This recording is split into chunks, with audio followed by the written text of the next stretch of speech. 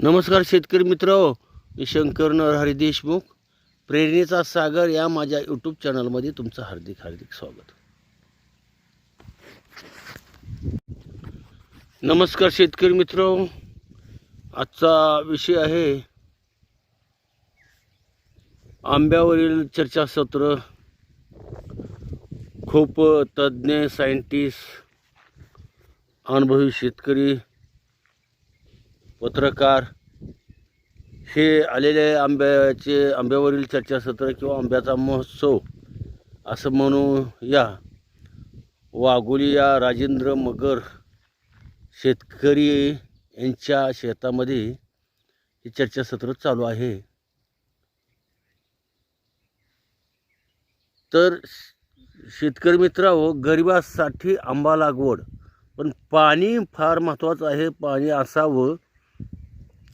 द्राक्ष डाळिंबापेक्षा आंबा लागवड किती महत्त्वाचं ही चर्चासत्र आता तुम्ही ऐकणारच आहो. आणि लागवड ते एक्सपोर्ट माल करणे ह्या विषयावर आता चर्चासत्र होणार आहे.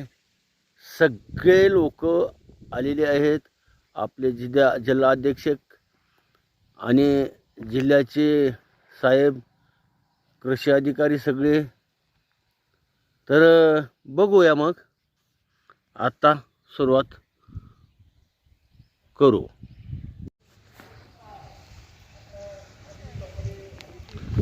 बघा शेतकरी मित्र, आंबा महोत्सवासाठी कितीतरी गाड्या आलेल्या आहेत. खूप गाड्या आलेल्या आहेत. आंबा चर्चासत्र.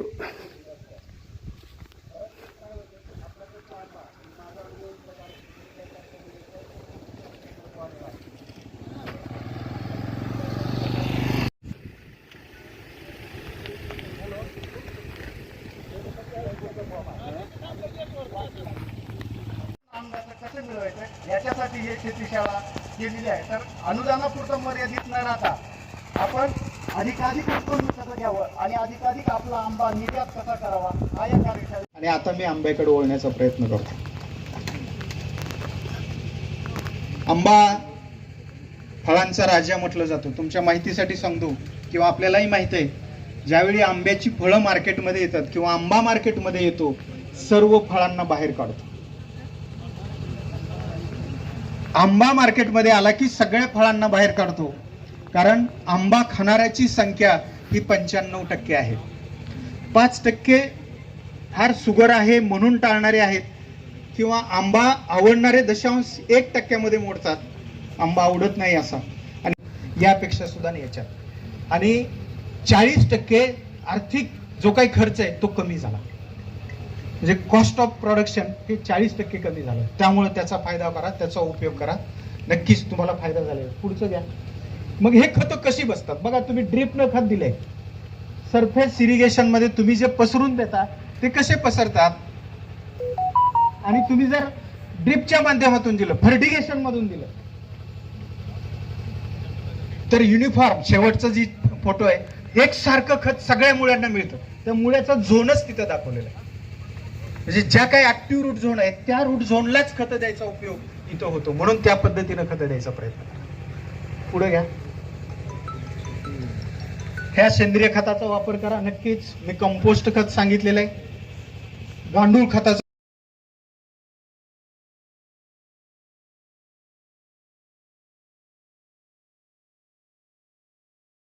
आलेलो आहे. अतिशय चांगल्या पद्धतीचं त्यांचं मॅनेजमेंट आहे. अभिलाष बोरे आत्ता इथं आपल्यात हजर झालेले अभिजित बसाले या आंबा बागेचे मालक श्रीयुत मगर साहेब, आणि विशेष म्हणजे जे आपलं संचलन करतात हे लेणीकर, ज्यांचं यशवंत साहेब मग म्हटले की व्हेरी डायनॅमिक पर्सन. लेणीकर डायनॅमिक आहे, तसंच डायनॅमिक तुम्हाला तुमचं यशव भेटलेलं आहे. हे बघा, मी टाळ्या घेण्यासाठी किंवा त्यांची स्तुती करण्यासाठी बोलत नाही. जर तुमचं ॲग्रिकल्चर जिल्ह्याचं विकसित करायचं असलं तर त्याला फक्त आणि फक्त ॲग्रिकल्चर डिपार्टमेंट करू शकतं. हे तर मान्य आहे सगळ्याला. ॲग्रिकल्चर डिपार्टमेंटच्या मनात आलं तर ते चांगलं करतं, नसतं थांबतं. ते आम्ही आयात करायला सुरुवात करायला लावली. ते सगळ्या भानगडी केल्या मी 97, 98, 2-4 वर्षे VST vapour heat treatment test केली त्याची आणि ते सुरू झालं. सुरू झाल्यानंतर आता परिस्थिती अशी आहे की भारतामधून जो आंबा जातो तो मेजर केसर जायला लागला. आता अमेरिका घ्यायला लागला आणि जपान घ्यायला लागला. तर सुरुवातीला घ्यायला लागलं त्यावेळेस हापूस चांगला घ्यायला लागला, परंतु केसर आता जोर मारलाय. आपला महाराष्ट्रातला केसर त्यातल्या त्यात गुजरातच्या केसरपेक्षा आपला केसर क्वालिटीमध्ये चांगला आहे. कारण आपल्याकडचं ड्राय वेदर आहे, कोरडं हवामान असल्यामुळं आपली शुगर क्वालिटी चांगली असते, गोडी चांगली असते, त्याला सुगंध चांगला असतो आणि विशेष म्हणजे 1 ते 1.5 दिवस तो जास्त दिवस टिकतो. नेक्स्ट मान्य सर, त्याचबरोबर व्यासपीठावरील सर्वच मान्यवर, खास करून डॉक्टर MB पाटील सर आणि आमचे भगवंतराव कापसे सर आणि इतर सर्व मान्यवर, आणि हे कार्य होण्यासाठी ज्यांनी आपलं क्षेत्र इथं उपलब्ध करून दिलं ते मगर साहेब, अशा सर्वांनाच मी विनम्र अभिवादन सुरुवात करतो. तर एक सगळ्यात महत्त्वाची गोष्ट म्हणजे सर, आपलं लॅपटॉपचं चार्जिंगचा काहीतरी प्रॉब्लेम असल्यामुळं माझ्याकडं पेनड्राईव्हवरती एक प्रेझेंटेशन आहे, त्याच्यावरती आपण चालू करतो. तर अमेरिकेतील सर्वात मोठे मँगो एक्सपोर्टर म्हणून आमची ओळख आहे सर, आणि अमेरिकेबरोबर युरोपमधले सुद्धा टॉप 3 एक्सपोर्टरमध्ये आमची गणना होते. आणि याचा दाखला माने सर स्वतः देतील, कारण माने सरांनी स्वतः आम्हाला सर्टिफिकेट दिलेली आहे. मला वाटतं सुमारे 200 सर्टिफिकेट तर तुम्ही तुमच्या कारकिर्दीमध्ये दिली होती त्यावेळेला. आता अजून वाढलंय सर व्हॉल्यूम. तर युरोपमधील सुद्धा आमचा व्हॉल्यूम बऱ्यापैकी मोठा आहे. साधारणपणे गेल्या वर्षी आम्ही 800 टन आंबा निर्यात केला होता. 1000 टन आंबाची खरेदी केली होती. 200-250 टन आंबा आम्ही लोकली विकला, आणि यावर्षी अजून त्याचं साधारण 1.5 ते 2 पट व्हॉल्यूम वाढवावा अशी आमची कल्पना आहे. तर आता हा सरांनी सांगितल्याप्रमाणे केशर आंबा हा सगळ्यात जास्त एक्सपोर्ट होणारा आंबा आहे, याच्यामध्ये कुठली शंका नाही. ठीक आहे. आणि आपल्या दृष्टीने म्हणजे आपला हा जो पश्चिम मध्य महाराष्ट्र आहे, या दृष्टीने आता सगळ्यात महत्त्वाची बाब अशी आहे की केशर आंब्याचे जे प्रमुख उत्पादन किंवा त्याची जी जन्मभूमी आहे ती आहे गुजरात. ठीक आहे. पण गुजरातमध्ये तसेच कोकणामध्ये ज्या वेळेला कोकणामध्ये हापूस आंब्याची लागवड, त्याचं एक रजिस्ट्रेशन करणं मॅन्डेटरी केलेलं आहे की बाबा त्याच्यामुळं त्याला ट्रेसेबिलिटी येते की तो त्याचं जे रजिस्ट्रेशन नंबर आहे ते त्या बॉक्सवरती आम्ही मेन्शन करतो की जेणेकरून समजा त्याच्यामध्ये काही प्रॉब्लेम आला पुढे जाऊन तर आपल्याला त्या बागेपर्यंत ट्रेस करता येतो आणि तो प्रॉब्लेम नलिफाय करता येतो. तर ते रजिस्ट्रेशन जे आपल्याला करायचं आहे ते त्याची डेट मला वाटतं फेब्रुवारी महिन्यापर्यंत असते. तर लवकरात लवकर तालुका कृषी अधिकारी, आता मला फार आनंद आहे की तुमच्याकडे SAO म्हणून माने सर आहेत आणि एवढा जो उत्साह इकडं आहे तो त्यांच्यामुळेच आलेला आहे. म्हणजे एक असा नेता आपल्याला मिळालेला आहे की ज्याच्या छत्राखाली आपली प्रगती ही गॅरंटीड आहे असं मला वाटतं. तर तुम्ही कृषी खात्याच्या संपर्कात राहा. तुम्हाला मँगोनेट रजिस्ट्रेशन ज्यांचे करून घ्यायचं आहे. आमच्या कंपनीतर्फे आम्ही मँगोनेट रजिस्ट्रेशनसाठी सपोर्ट म्हणून आमचे एक राहुल क्षीरसागर म्हणून आहेत. राहुलजी कुठे आहेत त्यांनी उभं राहावं जरा. हे राहुल क्षीरसागर आहेत. यांचा नंबरसुद्धा मी नंतर देतो, ते देतील. तर त्यांच्याशी सुद्धा संपर्कात राहावं. ते सर्व तालुका कृषी अधिकाऱ्यांच्या संपर्कात असतात, तालुका जिल्हा कृषी अधिकाऱ्यांच्या. तर आपले जे काही डॉक्युमेंट्स लागतात म्हणजे आपले 7/12 8 उतारा, व्हेरी गुड, बेस्ट. आता त्याचबरोबर सर मँगोनेट रजिस्ट्रेशनच्या नंतर फोर्टनाईटली रिपोर्ट एक लागतो, म्हणजे त्याच्यामध्ये ॲनेक्शर 4 आहे ते फोर्टनाईटली रिपोर्ट आपल्या तालुका कृषी अधिकारी जे आहेत त्यांच्याकडनं वेळोवेळी करून घेणं फार आवश्यक आहे. कारण मंडळ कृषी अधिकारी तर ते आतापर्यंत आपल्याकडे एवढं बघितलं जात नव्हतं, पण आता इथून पुढे फार बघितलं जाणार आहे. त्यामुळे दर 15 दिवसांनी खास करून हार्वेस्टिंगच्या पिरियडमध्ये त्या प्रत्येक शेतकऱ्याचा फोर्टनाईटली रिपोर्ट ॲनेक्शर 4 आहे, म्हणजे त्याची पाहणी हे आवश्यक आहे. तर तो एक करून घेणे प्रत्येक शेतकऱ्याचा. आता क्रॉप प्रोटेक्शनमध्ये मी असं सांगेन की आपण जे पेस्टिसाइड इन्सेक्टिसाइड फवारतो, ठीक आहे, की क्रॉप प्रोटेक्शनसाठी, तर त्याच्यामध्ये केमिकल रेसिड्यू येतो, ठीक आहे. अजूनपर्यंत आंब्याच्या केमिकल रेसिड्यूवरती मोठ्या प्रमाणावरती परदेशामध्ये ॲक्शन घेतली जात नाहीये. हे आपलं नशीब आहे. जसं द्राक्ष डाळिंबावर घेतली जाते तशी आंब्यावरती अजूनपर्यंत घेतलेली जात नाही, पण ती कुठल्याही क्षणी घेतली जाऊ शकते. कारण सरांनी सांगितल्याप्रमाणे युरोप अमेरिकेमध्ये आपला आंबा निर्यात हे खूप नगण्य आहे, व्हॉल्यूम वाईज फारच नगण्य आहे. तर ती जेव्हा व्हॉल्यूम वाढेल त्यावेळेला त्याची दखल ही घेतली जाईल. त्यामुळे आपल्याला हे बघितलं पाहिजे की आपला केमिकल रेसिड्यू या फळातली जी हिमायत, बदामी किंवा बंगनपल्ली, पायरी, हापूस, मल्लिका, रसालू, ठीक आहे. आणि त्याचबरोबर आता एक सोनपरी नावाची नवीन व्हरायटी आलेली आहे. ते अजूनपर्यंत आम्ही एक्सपोर्ट केलेलं नाहीये, पण मला त्याच्याकडे बघून किंवा त्याची क्वालिटी बघून मला असं वाटतंय स्वतःला कॉन्फिडेंटली की बाबा तो आंबा चांगल्या प्रकारे चालू शकतो. एक्सपोर्टमध्ये अजून केलेलं नाही, पण तो सुद्धा लावू शकतो. पण हे जे वरचे जे मेन्शन केलेल्या व्हरायटी आहेत याचा रेग्युलर एक्सपोर्ट आमचा चालू आहे, ठीक आहे. त्याच्यामध्ये हायेस्ट आम्हाला क्वांटिटी लागत असते ती हापूस, बदामी, हिमायत या व्हरायटीची आम्हाला जास्तीत जास्त क्वांटिटी लागत असते. त्याच्या बरोबरीनं पायरी, चौसा, रसालू, लंगडा, दशेरी ह्या सुद्धा लागतात.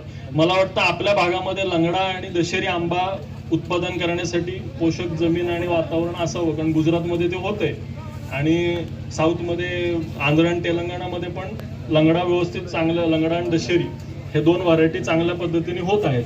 अजून चौसा आपल्याकडे तेवढासा मी कुठे पाहिला नाही या 2 स्टेटमध्ये, पण ह्या 2 व्हरायटी तर मी पाहिल्या यशस्वीरित्या होत आहेत. या गुजरात, आंध्र प्रदेश आणि तेलंगणा या 3 ठिकाणी होत आहेत. महाराष्ट्रामध्ये नगर जिल्ह्यामध्ये सुद्धा एकाने लंगडा आंबा लावलेला आणि त्याचा उत्कृष्ट आंबा येतो. तर त्यामुळे आपण जर का ह्या थोड्या जास्त व्हरायटी लावल्या, राजापुरीची पण चांगली डिमांड असते. राजापुरी आंबा सुद्धा चांगल्या पद्धतीने लागतो, क्वांटिटीमध्ये लागतो. तर ते जर का थोडासा विचार केला की बाबा आपली समजा 10 एकर बाग असेल तर आपण 5 एकर केशर लावावा आणि थोडंसं 1-1.5 एकरचे जर का 2-3 व्हरायटी लावल्या आपण, तर त्या आपल्याला सेलिब्रिटीच्या दृष्टिकोनातून चांगलं होतं.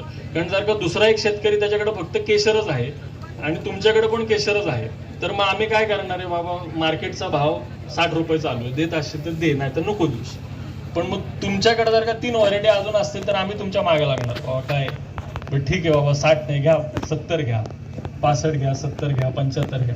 तर तो तुम्हाला ऍडव्हान्टेज तुमच्या केशर आंब्याला मिळेल जर का तुमच्याकडे ह्या ऍडिशनल व्हरायटी असतील तर त्याचा थोडासा विचार करा, ठीक आहे. त्याचबरोबर आपण जेव्हा मार्केटिंग करतो, शेतकऱ्याने मार्केटिंगसाठी काय काय तंत्र अवलंबावी, तर मार्केटिंगमध्ये त्याच्याकडे 4 पर्याय असतात. 1 स्वतःचं रिटेल, ठीक आहे. 2 निर्यातदार, म्हणजे हे मी रेट प्रमाणे सांगतो, म्हणजे सगळ्यात बेस्ट पैसा कुठं मिळून जातो तर स्वतः रिटेल केलं तर त्याच्यासारखा पैसा दुसरीकडे कुठंच मिळत नाही. पण ते टेक्निकली शक्य नाही. आपण जेवढं पिकवतो तेवढं आपण सगळं विकू शकत नाही. 2 नंबरचा पैसा त्याला एक्सपोर्टरकडनं मिळतो. 3 नंबरचा पैसा त्याला ऑर्गनाइज रिटेल चेन जर का कोणी आली त्याच्याकडे तर त्याच्याकडे मिळतो. म्हणजे काय की बाबा रिलायन्स फ्रेश, मोरे, तत्सम जर का आले तर त्यांच्याकडे मिळतो.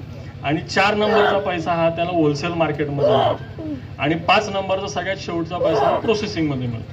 म्हणजे समजा होलसेल मार्केट म्हणजे कुठं तुम्ही सोलापूर, मुंबई, पुण्याकडे व्यापाराला बघून जे मार्केट्स आहेत हे हातामध्ये ठेवणं आवश्यक आहे. फक्त एकच करावं त्यांनी की बाबा जर का एखाद्या होलसेल मार्केटमध्ये आपण माल टाकत असू एखाद्या व्यापाऱ्याकडे, तर त्यालाच कॉम्पिटिशन होईल असं दुसऱ्या व्यापाऱ्याकडे माल टाकू नये.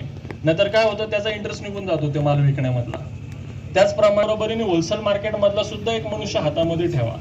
पण एका एक्सपोर्टरला आपण जर का माल देत असू तर त्याच वेळेला आपण दुसऱ्या एक्सपोर्टरकडे पण पळणे हे योग्य नाही. तर मग काय होतं की तो एक्सपोर्टर काय करतो की बाबा ठीक आहे, आता माझ्याकडे 10 शेतकरी आहेत, त्या 10 शेतकऱ्यातले 4 शेतकरी हे कंटिन्यू मलाच माल देत आहेत. तर ज्या वेळेला माल खूप मोठ्या प्रमाणात कल्टर सुद्धा उपलब्ध आहे, तर म्हणजे जेणेकरून शेतकऱ्याला निरीक्षण आंबा बाग करण्यासाठी काय काय करता येऊ शकतं, त्यासाठी आम्ही त्याला सपोर्ट करत आहोत. तर त्या दृष्टिकोनातनं ज्यांना ज्यांना कनेक्ट व्हायचं असेल त्यांनी आमच्याशी कनेक्ट व्हावं.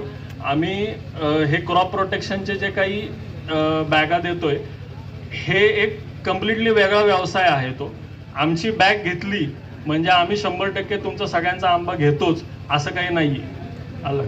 कारण कसं असतं की बाबा हा एक कम्प्लिटली वेगळा व्यवसाय. आम्हाला एक ठराविक क्वांटिटीमध्ये आंबा लागतो, त्याच्यापेक्षा जास्त आंबा आम्ही घेऊ शकत नाही.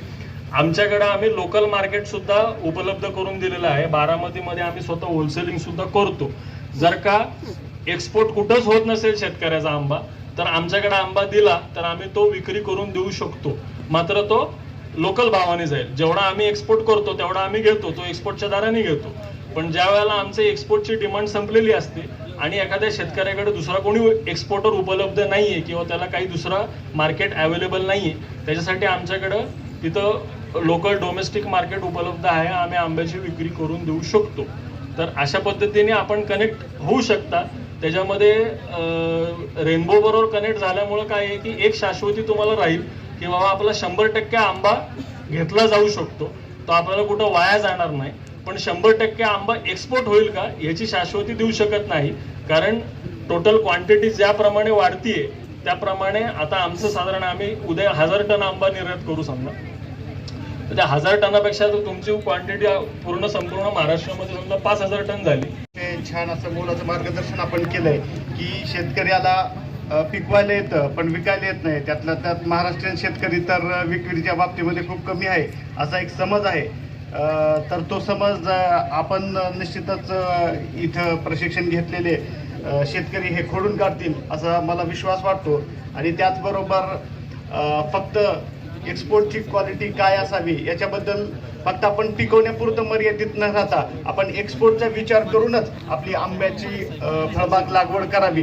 त्याचबरोबर सरांनी सांगितलं की त्यांचे जे राहुल क्षीरसागर आहेत तर त्यांचा एक नंबर मी देतोय. ते मँगो नेटचं रजिस्ट्रेशन आणि फ्रूट प्रोटेक्शन बॅगसाठी आपण त्यांना संपर्क करू शकता. राहुल क्षीरसागर सरांचा नंबर घ्या 7798 583103 7798 583103. बरोबर, ठीक. पुण्याला 3 वर्षामध्ये 2020-21 ला 32 टन, 21-22 ला 30 टन, 22-23 ला 40 टन माल त्यांनी एक्सपोर्ट केलेला आहे. आणि त्यांची जी रक्कम आहे ती 20-25 लाखाच्या पुढेच आहे. ते स्वतःचा अनुभव शेअर करतील आणि धाराशिव जिल्ह्यातल्या एखाद्या सर्वसामान्य कुटुंबातल्या शेतकरी फक्त 5 एकरवर एवढं उत्पन्न कसं घेऊ शकतो ते त्यांचे स्वतःचे अनुभव आपल्याला शेअर करणार आहेत. त्याचबरोबर मगर सरांचं ज्यावेळेस भाषण सुरू होईल त्यावेळेस आपल्याला बुफेची जेवणाची सोय आहे. आपण प्रत्येकाने वाढून घ्यायचंय आणि इथं येऊनच बसायचंय, जेणेकरून आपण जेवण करतच सरांचं लेक्चर ऐकणार आहोत. कारण आपल्याला वेळ होतोय, उशीर होतोय. आंबा लागवड याबद्दल आपल्याला सखोल असं मार्गदर्शन केलेलं आहे. त्यानंतर अभिजित भसाले साहेब यांनी क्वालिटी आंबा उत्पादन कसं करावं, निर्यातीमधील कसा वाव आहे, तर त्यांनी याबद्दल मार्गदर्शन केलं. त्यांचेही आभार मानतो. त्यानंतर ज्यांच्या प्रक्षेत्रावर आपण आहोत असे राजेंद्र मगर सर यांनी आपल्याला आंबा लागवड म्हणजे मित्रांनो, तुम्हाला जर माझा हा व्हिडिओ आवडला तर लाईक करा, शेअर करा आणि सबस्क्राईब करा, कमेंटसुद्धा करा शेतकरी मित्रांनो. तर आजचा एवढाच विषय होता. आज आपण इथेच थांबू. थँक्यू.